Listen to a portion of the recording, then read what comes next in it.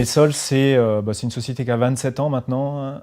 Aujourd'hui, c'est un des ancêtres du photovoltaïque en France, hein, avec Photowatt.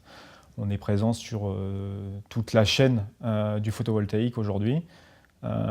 Historiquement, on est sur des métiers comme le pompage solaire, comme l'électrification rurale décentralisée. On a travaillé beaucoup en Afrique au tout début. On a travaillé beaucoup sur tout ce qu'on appelle le photovoltaïque off-grid. Et on a bien sûr beaucoup évolué, notamment pour aujourd'hui être un des acteurs majeurs sur le photovoltaïque, notamment sur tous les métiers du connecté réseau.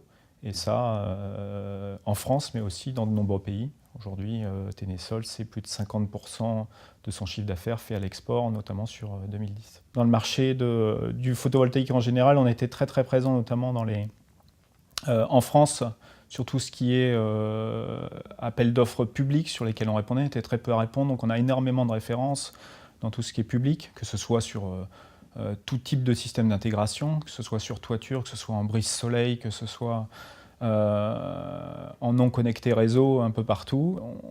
On évolue sur différents métiers. Le métier du connecté réseau, ça doit représenter aujourd'hui encore plus de 80% de notre chiffre d'affaires, sachant qu'on est présent sur les 1100 ou 1200 personnes aujourd'hui que compte le groupe Ténésol. Vous devez encore en avoir 4 à 500 qui travaillent sur les métiers du hors connecté réseau.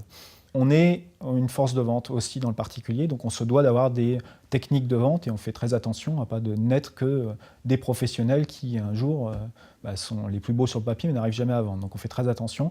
Par contre, on a décidé de rester sur la déontologie. Nous n'avons pas le choix. On a aujourd'hui une histoire de Ténésol à respecter. On m'a demandé de respecter cette déontologie du début à la fin. Et on a des actionnaires aujourd'hui qui ne nous permettront pas de toute façon d'entacher leur crédibilité. Donc on reste sur ce credo-là. Aujourd'hui, ça a l'air de nous réussir, notamment sur l'image qu'a Ténésol aujourd'hui dans le monde du photovoltaïque, qui a plutôt, il faut l'avouer, une bonne image, qui a une image de sérieux, qu'on sait s'adapter.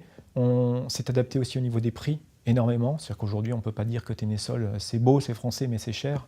Non, effectivement, c'est beau, c'est français, c'est technique, et c'est dans les prix du marché. On s'aperçoit qu'à chaque fois qu'on est en concurrence face à des gens sérieux, on fait avancer les choses, et on est souvent choisi à la fin, donc je pense qu'on va essayer de garder ça. Donc je demande aux gens de nous faire confiance à ce niveau-là. Alors 27 ans d'expérience, c'est pas rien dans le photovoltaïque, surtout quand la plupart de vos concurrents en ont plutôt 3 ou 4. Hein.